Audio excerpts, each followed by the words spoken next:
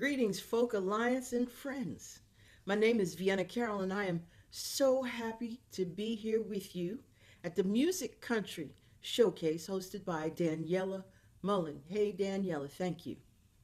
And today I'm going to share with you some roots music, stories and songs, spirituals, work songs, prison blues, and early blues, and my ancestor heroes, some of whom you may know and some of whom you may not know. But I'm so happy to be here with you to share. And I also want to show you my CD, which is Harlem Field Recordings. And I want to shout out the fabulous artist who made the CD artwork. His name is Ken Daly. And as you see, he takes us from the fields when we first were brought here to do the farming up through the city. And I'm going to also share with you the journey of our roots music and how it affects us today. So, the first tune I want to do for you is a spiritual called You Gotta Move. When the Lord gets ready, you gotta move. And I want to lift up the ancestors who ran away from slavery. Now, I have heard some people say, well, it wasn't that many out of all of the total, but the truth of the matter is that given how savage and horrible slavery was, it's a miracle that anyone ran. Some made it to the North. Those folks are pretty well documented. And there is a black abolitionist. His name is William Still. He took down firsthand accounts of folks who made it in ones and twos and fours and even as big groups as big as 20. And he took down their accounts before they settled there in Philadelphia or moved even further north, perhaps to Canada, or maybe went back to rescue their relatives in the South before settling somewhere in the North. But in addition, fugitives ran south. There's a new book out called South to Freedom that documents how folks ran to Mexico. And in Florida, Florida was free in the 1600s, and the Seminole Nation was welcoming, and so fugitives ran there. They ran to port cities and towns in the South. They melted in with the free and enslaved populations there, and they made some money and made a life. Sometimes they would even go back to the plantation to try to negotiate for the freedom of their relatives. And sometimes they didn't even go so far. They went to a nearby swamp area. There were several maroon communities. They were really robust maroon communities. And they would raid the plantations and they would not be too far from their relatives. But in any case, all of these folks took their lives in their hands. It was a life and death decision for them. But when the Lord gets ready, you gotta move. You gotta move. You gotta move. You gotta move, child. You gotta move. When the Lord gets ready, you gotta move. You may be high, you may be low, you may be rich, child, you may be poor. But when the Lord gets ready, you got to move. See that woman walking the street. See that policeman on his beat. Hey, when the Lord gets ready, you gotta move. You gotta move. You got to move. You gotta move, child. You gotta move. 'Cause when the Lord gets ready, you got to move. Yeah. So, the next tune I want to share with you is a work song called Strawberries and Glory. And I discovered this tune as a student at Yale University. I was taking a class in early black music, and it was in a book by Dr. Eileen Southern. These words: I come from 4 miles out of town. I'm going to glory. My strawberries are sweet and sound. I'm going to glory. I fotched them 4 miles on my head. My child is sick. My husband's dead. And this strawberry grower was bringing her wares into town to sell them directly, and it reminded me of the farmers who used to come to town, in my little town of York, Pennsylvania. They'd load up their produce in their trucks, station wagons, and they'd come through town and shout out, "I got sweet watermelon. I got fresh corn. I got string beans." And then, now I live in New York. So when I get on the subway, I'm reminded again of these folks, because the young men on the subway, mostly young black men, they are not singing, but they're saying their patter when they sell their candy. And that is like a modern work song. So there's a continuum. So here is Strawberries and Glory, and I hope you enjoy it. All right.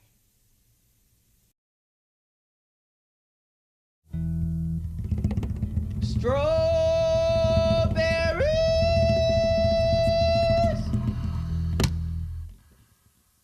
I come from 4 miles out of town. I'm going to glory. My strawberries are sweet and sound. I'm going to glory. I fotched them 4 miles on my head. I'm going to glory. My child is sick, my husband's dead. I'm going to glory. Eat them with your bread and meat. I'm going to glory. My strawberries are good and sweet.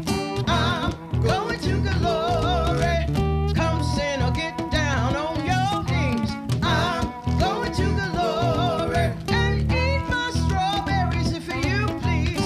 I'm going to glory. Watch the closing doors. Excuse me, ladies and gentlemen. My name is Antoine, and I am selling candy. No, I'm not selling candy for no basketball team. I am selling candy to keep a little money in my pocket. I got Twizzlers, I got fruit roll-ups, I got Famous Amos. I'm not robbing or stealing, I'm candy dealing. Who wants candy? Next up, I'm going to glory. 125th I'm Street. going to glory. I'm going to glory. I'm going to glory. I've come from 4 miles out of town. I'm going to glory. My strawberries are sweet and sound. I'm going to glory. I fotched them 4 miles on my head. I'm going to glory. My child is sick, my husband's dead. I'm going to glory. Eat them with your bread and meat. I'm going to glory. My strawberries are good and sweet. I'm going to glory. Come sin or get down on your knees. I'm going to glory. And eat my strawberries if you please. I'm going to glory. I'm going to glory. I'm going to glory. Strawberries.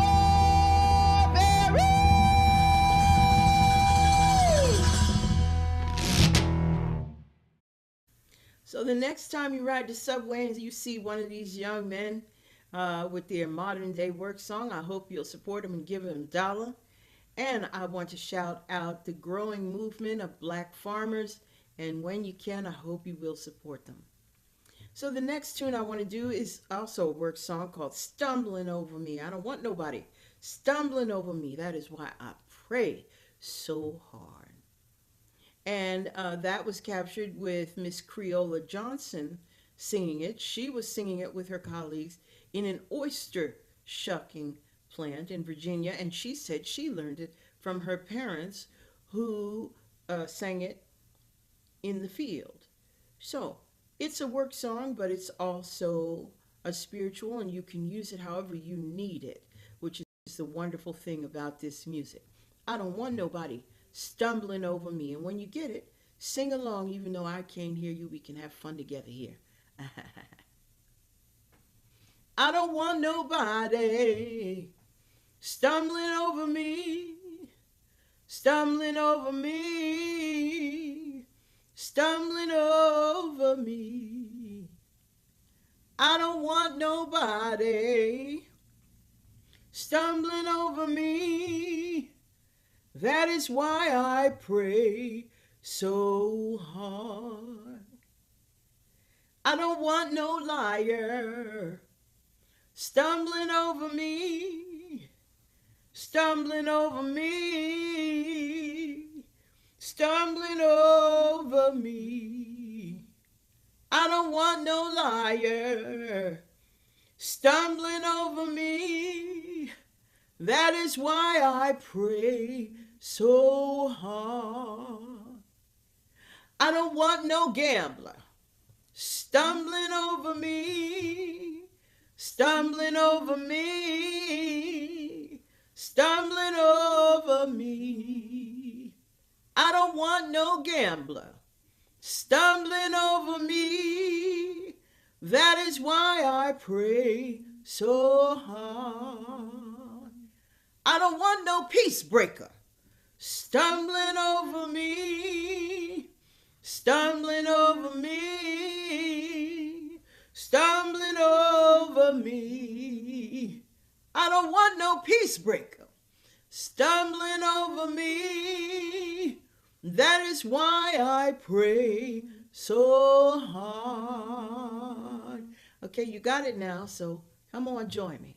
I don't want nobody stumbling over me, stumbling over me, stumbling over me.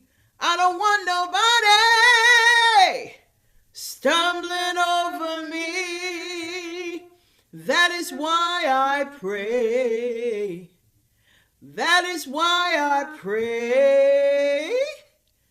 That is why I pray so hard. Yes, hallelujah. That music make you want to sing along, and that's the kind of music it is. You sing along, so you heard my wife, Catherine, singing along with me, and I hope in the tunes as we go along that you'll continue to sing along with me, especially this next tune, which is called Shallow Brown, and it is a sea shanty, and I want to lift up black sailors who are, you don't know as much about them as you should do, and I'm going to share some information with you about them now. So, by the early 1800s, black sailors were 20 to 22% of the entire workforce in the United States, moving goods along the water. They were enslaved men, and they were free men, and they moved all over. They moved from the northern ports to southern ports. They moved from the south to the north. They moved to the Caribbean. They sailed from Europe, they sailed over to Europe and back again, and on whaling ships, because they were a really good part of whaling ships. They also sailed all over the world. Here is a grave marker from New Zealand. I went to New Zealand with my wife, Catherine, and in the northern island of New Zealand. Did you know New Zealand was 2 islands? I didn't, but it is, yes. And in the northern island of New Zealand, this little town called Manganui, there's this grave marker right in front of somebody's house. And here they memorialized Edmund Moody, who was 24 years old when he passed away, and he had been enslaved from Virginia all the way over there in New Zealand. Now it takes 15 hours on the plane. Can you imagine how long it took to get over there back in the day? And here is a picture of a gentleman. His name is Piers Concert, and he was from Long Island, Sag Harbor, Southampton. He was born into slavery, but he secured his freedom. I think he farmed for a while, and then he joined a whaling ship. A lot of black men were whalers. They didn't have a lot of other opportunity for them. They joined these whaling ships. As a matter of fact, I want to shout out a new book by Skip Finley, Whaling Captains of Color, where he documents the participation of black men in the whaling industry. And here we have Mr. Conser. He was on that ship in 1845 when they rescued Japanese shipwrecked sailors, and then they brought them to the port there in Japan, which had previously been a closed country, but they had to open up in order to receive their people. And they were fascinated by Mr. Conser, and this is a picture that they drew of him back then in 1845. But one major thing about these sailors was that they were really active participants in the Underground Railroad, and they really helped build the ethos, the freedom ethos of their land-based brethren. They came back and told stories of how they were treated, which is not nearly so bad as they were treated in the United States. They learned to read and write in greater numbers because there weren't laws everywhere against them being able to do that. They helped people escape on the Underground Railroad. You may have seen in the movie Harriet, about Harriet Tubman, they had black sailors scattered all throughout that movie. And here you have a book called Walker's Appeal, David Walker's Appeal. Now, David Walker himself was not a sailor. He was a tailor in Boston in 1829. But he was a radical abolitionist. And what I mean by radical is that he supported the notion that black people should rise up and throw off the shackles of slavery by any means necessary, which is what his little book says. And so he wanted to disseminate this book. And in order to do it, he had his own printing press in his tailor shop. And he would print the book out. He would sew the pages in the uniforms of sailors, and they would disseminate it on their trips. So inside of 6 months, this book was all up and down the East Coast. Of course, that meant there were even more draconian laws against reading and writing, but the sailors were really, really important in that dissemination, and they were crucial to the Underground Railroad and the freedom ethos growing in the black community. So I want to sing this song, Shallow Brown. Now, in Shallow Brown is a tune in which the gentleman is lamenting that he has to leave. He's going on a whaler, and he has to leave his beloved Juliana, and he is an enslaved person, and he's hoping that perhaps he can get to freedom by jumping ship and making some money. And who knows, maybe he'll come back to his beloved Juliana. So it's I'm going away to leave you, oh shallow brown. Yes, I'm going away to leave you, oh shallow brown. Now your part is oh shallow brown, oh shallow brown. So I'm singing, and you will join in, hopefully, when you get it, and we'll sing this tune together. Well, I'm going away to leave you, oh shallow brown. Yes, I'm going away to leave you, oh shallow brown. 'Cause I've signed on for a whaler, oh shallow brown. Yes, I've signed on for a sailor, oh shallow brown. Well, I've got my clothes in order, oh shallow brown. 'Cause my packet leaves tomorrow, oh shallow brown. Well, I love you, Juliana, oh shallow brown. Yes, I love you, Juliana, oh shallow brown. Well, my master's gonna sell me, oh shallow brown. Says he'll sell me to a Yankee. Oh, shallow brown. Says he'll sell me for $1.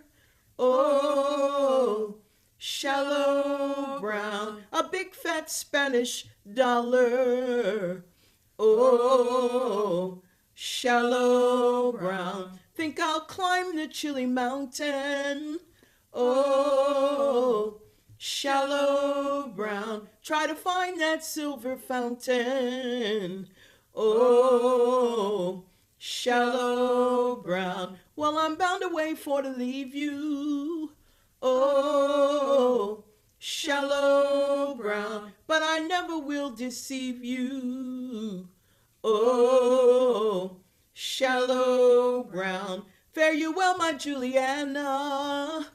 Oh, shallow brown. Fare you well, my Juliana. Oh, shallow brown. Yes, well, I hope you enjoyed singing that along with me. And you may meet this song and have different verses, or you may know verses that are different. But that is the wonderful thing about Black music, is that it is endlessly improvisational. All right. So the next tune I want to share with you is This Train is a Clean Train. Everybody ride it in Jesus' name. This train is a clean train. Now, you can see that this tune is a spiritual, but it could also have been used as a call on the Underground Railroad. These tunes are just wonderful in the ways that they could have been used. Now, I would like to, what happened with this song was, it's not on the CD, but we did perform it at the CD release party last year in March 6th, right before the lockdown. And I would like to introduce you to my stellar, fabulous band. On my left in the red shirt sitting down is Newman Taylor Baker, Washboard XT. He is a superb drummer, percussionist, and here he's playing the washboard, and maybe you can see those gunshot shells on his fingers. Then there's me, and then there's Keith Johnston on the guitar, a very talented gentleman, my art director, my ride or die art partner, Keith Johnston. And then next to him on the bass is the inimitable and fabulous and stunning Stanley Banks. And here we are giving you, at the CD release party in the Folk Art Museum in Lincoln Square, New York, we're giving you This Train is a Clean Train. All right. This Train, which is a spiritual, it was really popularized by gospel superstar Rosetta Tharpe. All right.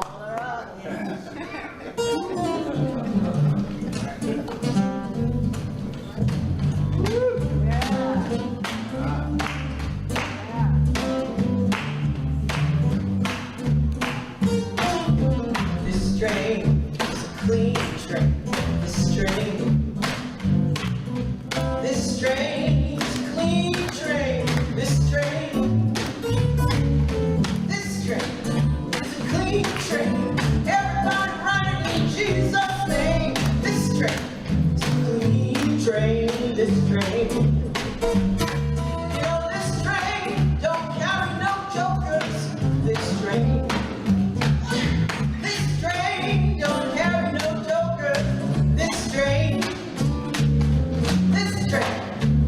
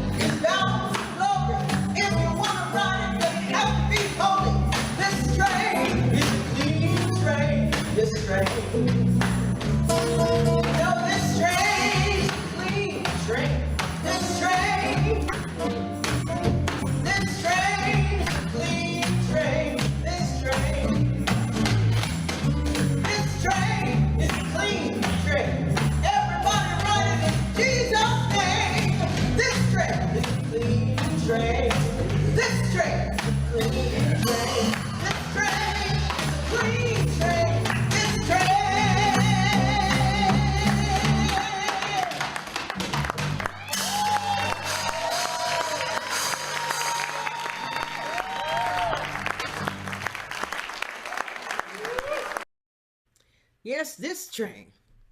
Boy, we had a time. We had a wonderful time. And did you hear that baby singing along? That was the best. I really loved that. I can't wait to be able to perform for you or with you again. And it's coming, it's coming, it's coming. So, the next tune I want to share with you is Joshua fought the battle of Jericho, and the walls come tumbling down. And also, I want to lift up another really underrepresented group of black men, the United States Colored Troops.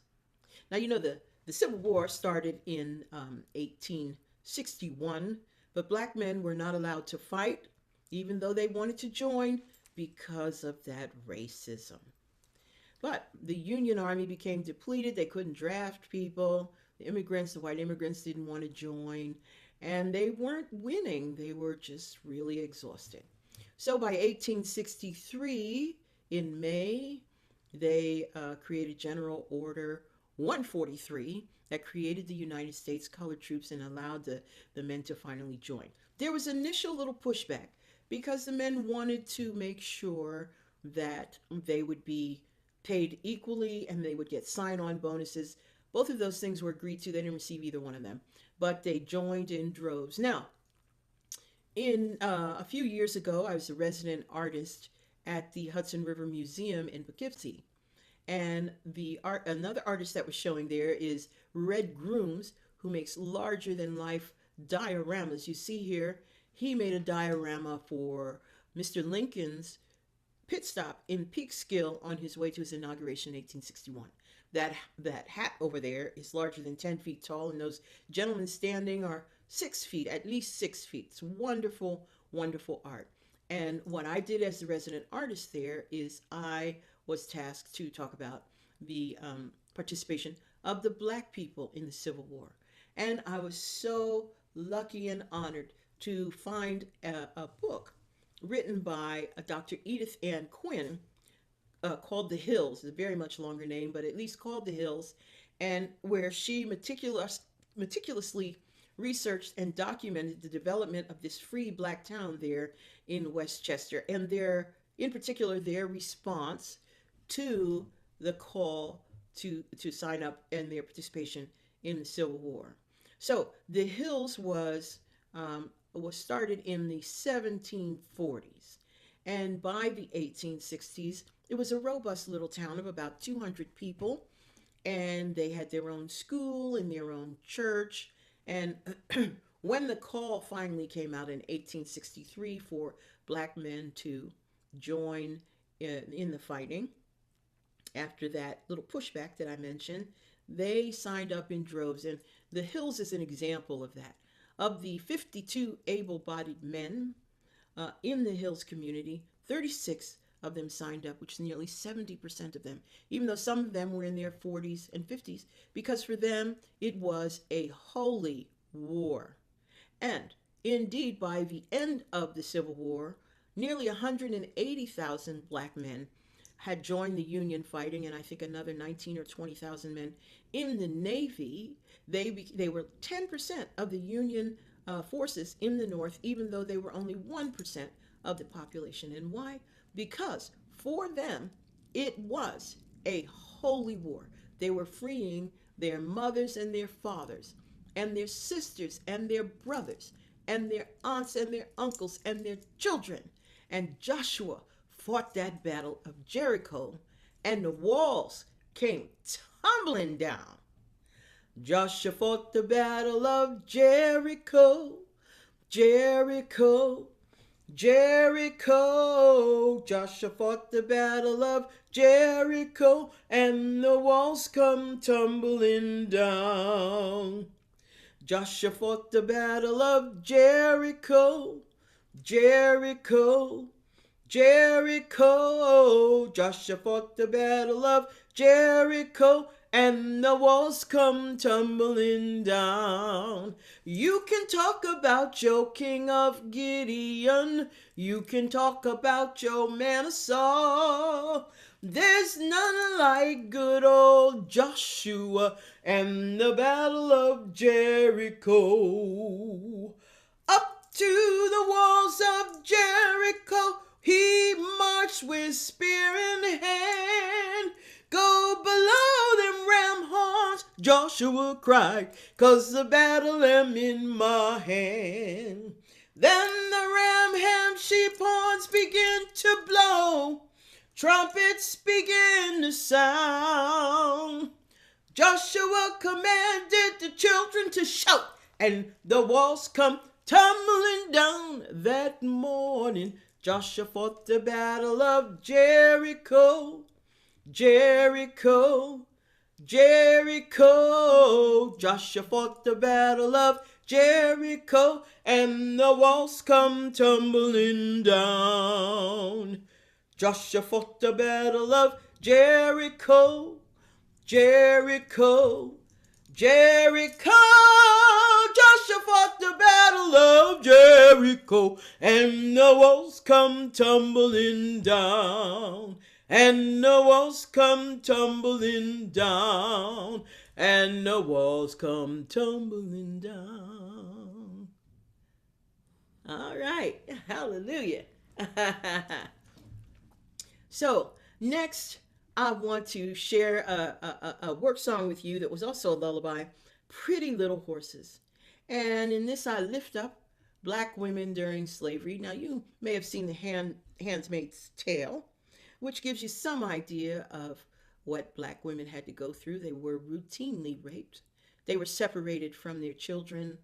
And when they had children, they were forced to give their breast milk to the slave owner's baby instead of, or maybe in tandem with, their own child. And so I want to share with you here Pretty Little Horses from the CD.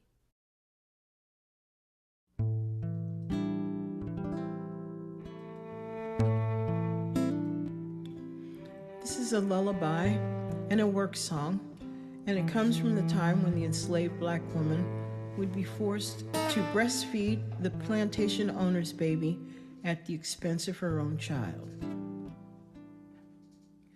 Hush, abide, don't you cry, go to sleep, little baby.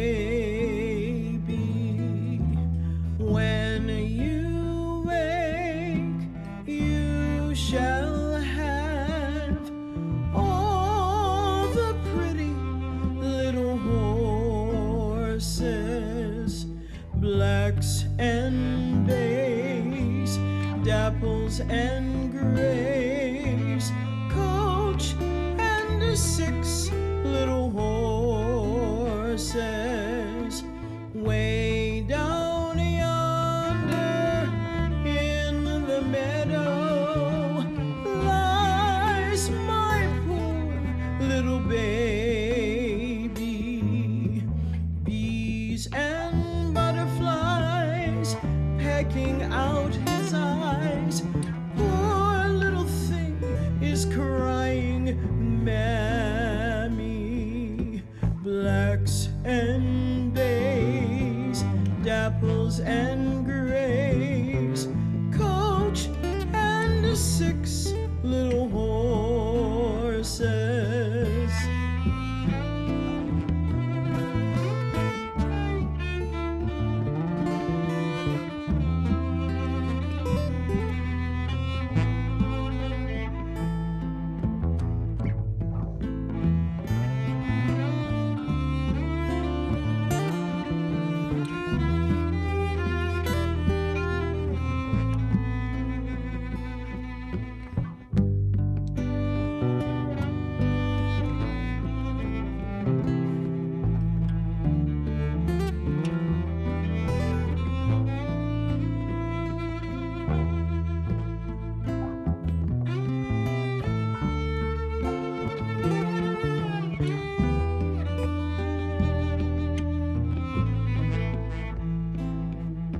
Blacks and bays, dapples and grays, coach and 6 little horses.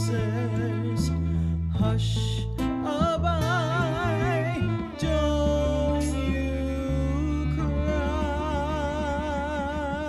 cry, go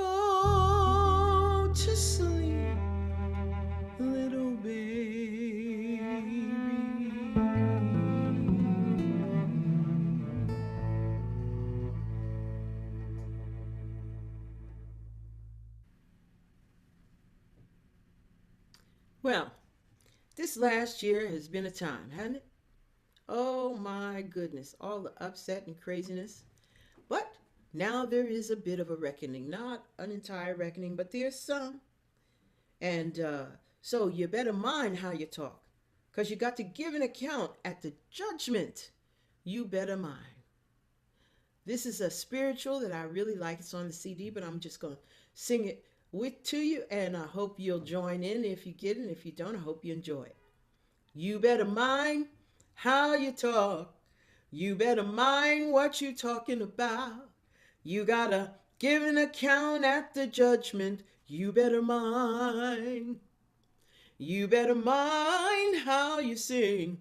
You better mind what you singing about. You gotta give an account at the judgment. You better mind. Said you better mind. You better mind. You gotta give an account at the judgment. You better mind. Said you better mind. You better mind. You gotta give an account at the judgment. You better mind. You're going round here from door to door, talking about things that you really don't know. You gotta give an account at the judgment. You better mind. You're going round here from place to place. The way you're living is a really disgrace. You gotta give an account at the judgment. You better mind. Said you better mind. You better mind. You gotta give an account at the judgment. You better mind. Said you better mind. You better mind. You gotta give an account at the judgment. You better mind. If your sister treats you wrong, keep it to yourself and God alone. Give an account at the judgment. You better mind. Before the preacher baptized you, you know what you promised God you would do. You gotta give an account at the judgment. You better mind. Said you better mind. You better mind. You gotta give an account at the judgment. You better mind. Said you better mind. You better mind. You gotta give an account at the judgment. You better mind. You gotta give an account at the judgment. You better mind. You got to give an account at the judgment. You better mind. And you know who you are, right? All right. So, in that same vein, I want to share with you a tune, Grinning in Your Face. You might know this tune is very popular and very, very, very lovely advice. And I do this tune on the CD with Stanley Banks. And here is Grinning in Your Face.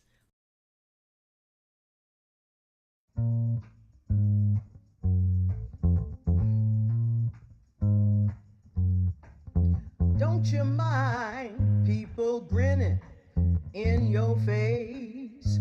Don't mind people grinning in your face. Just bear this in mind.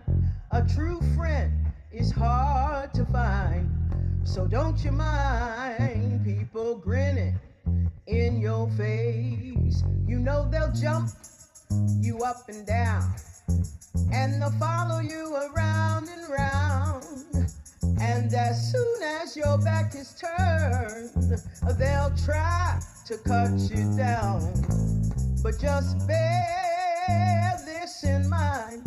A true friend is hard to find. So don't you mind people grinning in your face. Don't grinning in your face. Don't you mind people grinning in your face? Just bear this in mind. A true friend is hard to find. So don't you mind people grinning in your face. You know your mother will talk about you, and your sisters and your brothers too. No matter how you try to live, they'll talk about you still. But just bear this in mind. A true friend is hard to find. So don't you mind people grinning in your face. Don't mind people grinning in your face. Don't you mind people grinning in your face? Just bear this in mind. A true friend is hard to find. So don't you mind people grinning in your face.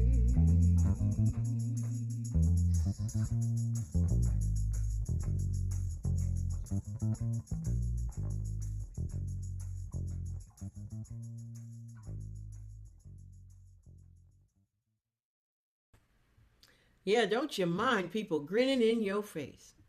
Good advice all the time, right? All right, now, next I want to share with you a particular subset of the blues, the prison blues. So, of course, they were created in prison. Okay, so here's what.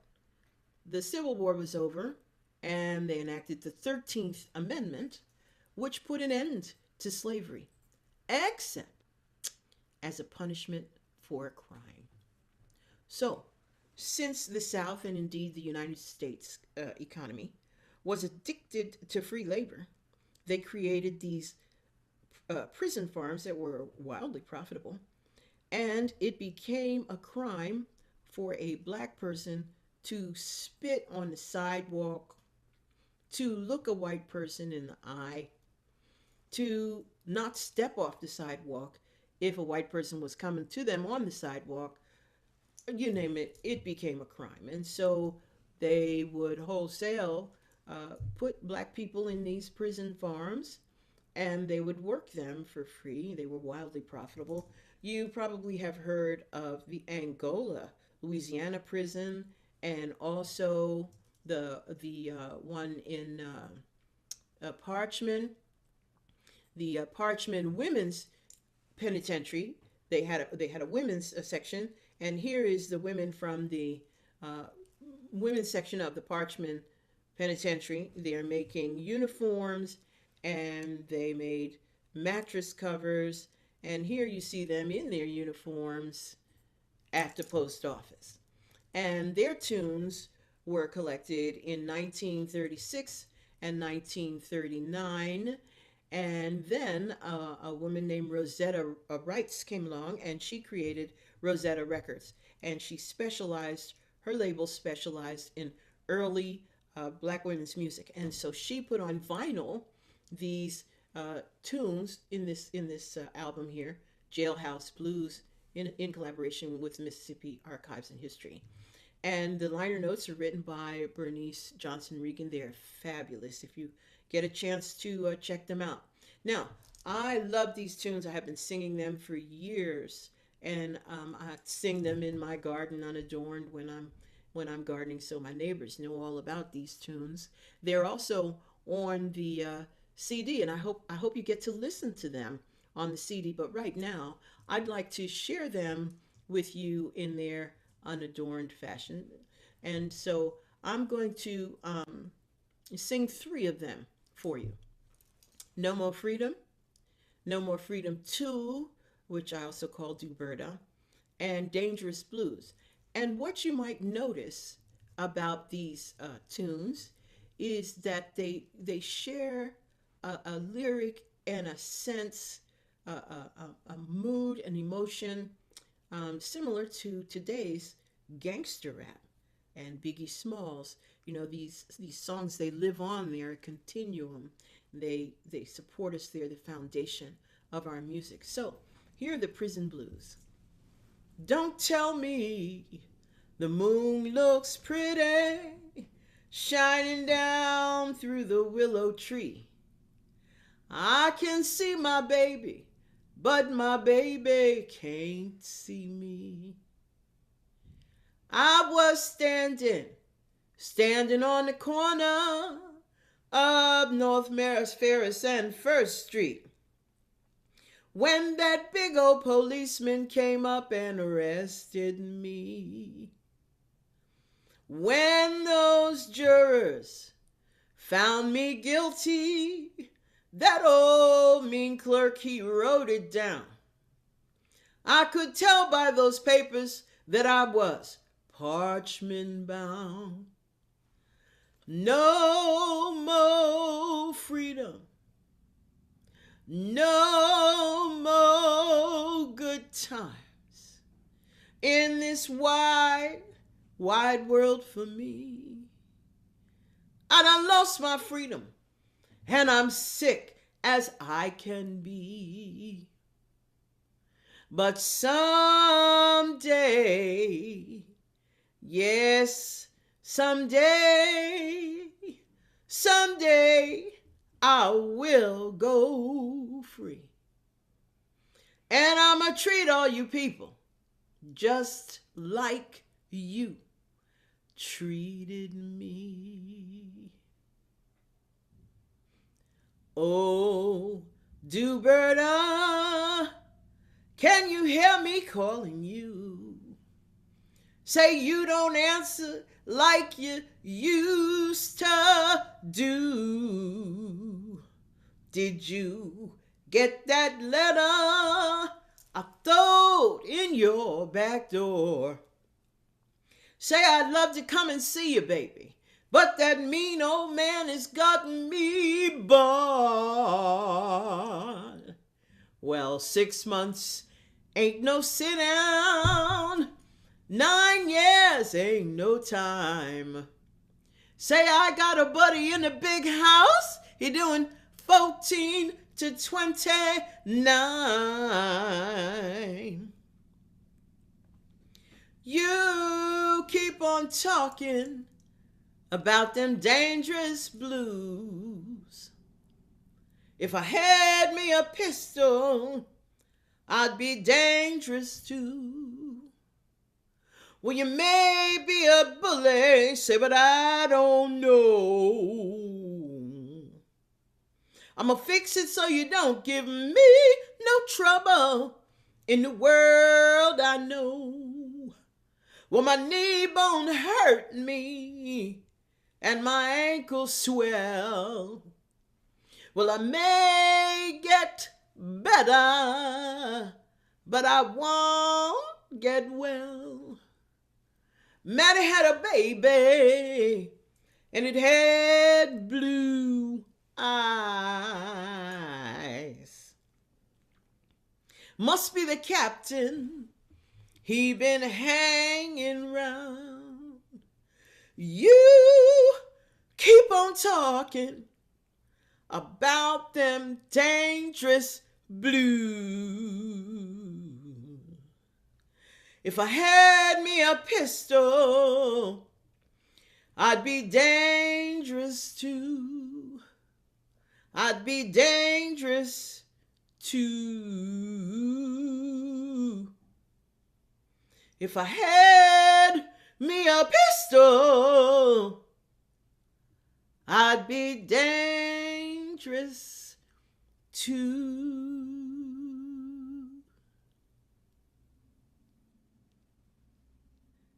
All right.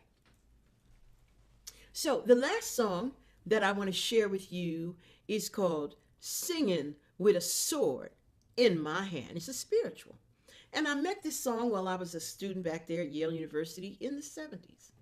And it was part of a book of spirituals that was put together by James Weldon Johnson and his brother, John Rosamond Johnson. And when I saw that tune, I'm like, well, where would they have sung that song? Where would that be acceptable to sing that during slavery? I think that it was a cane cutting song, but I'm not sure. But anyway, I brought that song with me. I kept it in my heart, that song, and the other songs that I'd learned from my mother, my grandmother, my great grandmother. And fast forward to 2005 when I went back to York, my hometown of York, to convalesce. And I visited the York Historical Society for the first time in my life because we had moved to the suburbs. And my white classmates and I, we didn't go to the York Historical Society. But here I was in my 50s now in the York Historical Society, and I found out that York was a hotbed of Underground Railroad activity because it was just 12 miles from Maryland, the Mason Dixon line. And I also found out that there was all of this black participation in the Underground Railroad. And so that turned my thinking on its head. And what I realized is that we freed ourselves from slavery. The Quakers helped us. The abolitionists helped us. But we did it. We did that thing. It was a matter of life and death for us. And those of us who decided that we'd had enough and we were willing to risk our life, well, we thank the folks that helped us, but we did that thing. So I want to dedicate Singing with a Sword in My Hand to all of those folks, and to one woman in particular. Her name was Mary Bowser. Now, she was born a slave, an enslaved person, in Richmond, Virginia, and she was born Mary Richards on a Van Loo estate. Mr. Van Loo died. His daughter, Elizabeth, freed everyone, and she sent Mary to Quaker school in Philadelphia. Mary finished school, she became a missionary, but she decided that she really wanted to go back south. So she went back to Richmond and worked on the Van Loo estate as a free person. She met and married William Bowser.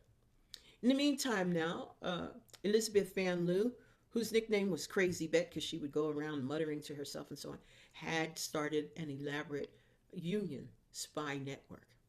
So when she heard that the house of Jefferson Davis needed help, now Jefferson Davis was the president of the Confederacy, needed help for a party or some event or something, she asked Mary would she go in. Mary said sure. She went in as an enslaved, illiterate person, and guess what her name was? Her name was Ellen Bond.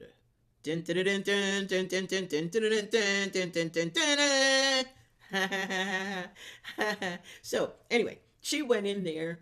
She was so good at her disguise that they described her as dim-witted but capable.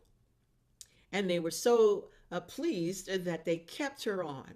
So from 1861 to 1865, she was right there in Jefferson Davis's house, listening to conversations between him and his colleagues and his generals and reading all of the documents and the maps. And she would report on a regular basis to the white baker who came to the house, who was also part of Crazy Bet's Union spy network. His name was McNiven. So she'd go out and she'd get the bread and the rolls and she would report to him. This went on for 4 years. They could not figure out what the leak was. And then finally, they twigged to maybe it was Mary? But she found out that they had twigged to her, so she was able to run away before they could arrest her, but not before she tried to burn their house down. So she took on several aliases, and she went on the abolitionist speaking circuit. And there were reports that after the Civil War was over, that she went south and opened up a school for black children. In 1995, Mary Bowser was inducted into the United States Military Intelligence Hall of Fame. So I want to dedicate Singing with a Sword to Mary Bowser and to all of those activists and sympathizers that we've seen over the last year who are really trying to do the right thing. I thank you. I thank you, Folk Alliance. I thank you, Music Country and Daniela Mulling for having me. And here is Singing with a Sword in My Hand. Oh, and I just wanted to share my lovely black-eyed Susans in my garden. This is where my neighbors heard me sing all those prison blues. My mom gave me one little scraggly plant, and I grew this jungle of black-eyed Susans. Aren't they fabulous? Okay, here is Singing with a Sword in My Hand. I'm singing when the sun come up. I'm singing when it's high in the sky. I'm singing when the sun go down. I'm singing 'cause I'm free.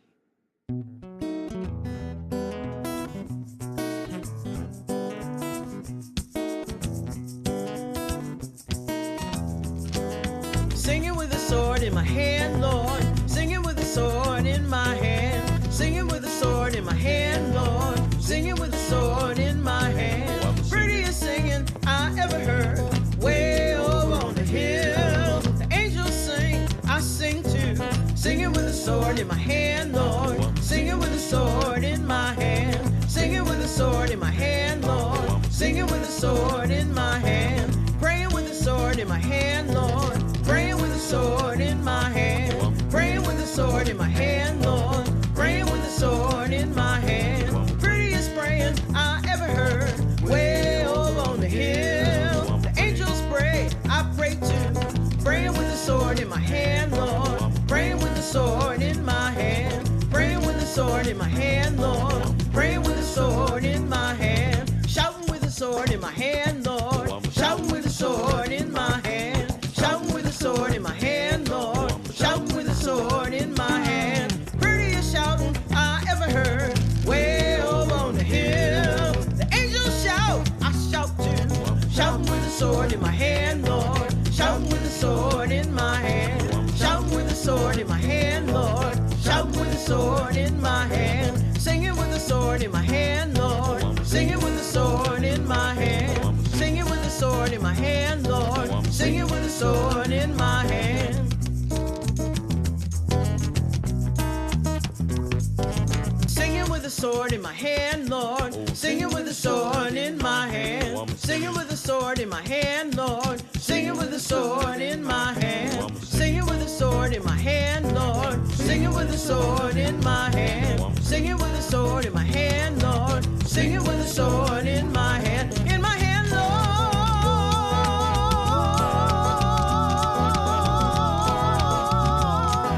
Singing with a sword in my hand. Singing with a sword in my hand. Singing with a sword in my hand. Singing with a sword in my hand. Singing with a sword in my hand. Singing with a sword in my hand. Singing with a sword in my hand. Singing with a sword in my hand.